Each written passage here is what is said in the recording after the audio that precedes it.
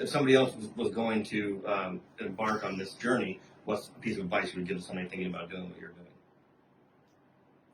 Don't be afraid to charge people what you think you're worth. Yeah. I think that was our biggest struggle was we're just like, oh, is that a little too high? Is this? And no.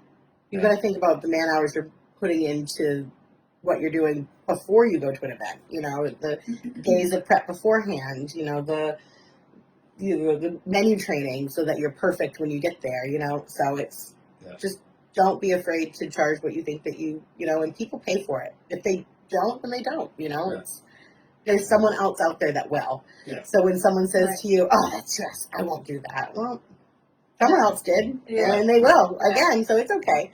So and reviews. Private chef work is not going out to Denny's or something. You know, you get a plate for $10. Exactly. Be good. You know, it's gonna cost you a little bit more. Yeah, and it's gonna taste better. Yeah. So I mean that's the thing. Like you want a private chef, you're paying for their skills and their their education and the years that they've practiced. So yeah. Do you guys pick the menu? Like if somebody hires you and says, "Hey, we want you," do you give them options? We give them options. Yeah, they kind of tell us like what they're about. What like they don't want any seafood, or if they don't want this or they don't want that. I think, and then they just they choose from that.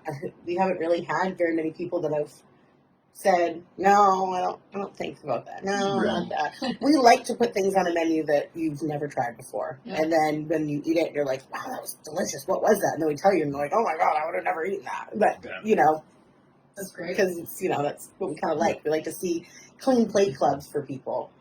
It's kind of our go-to.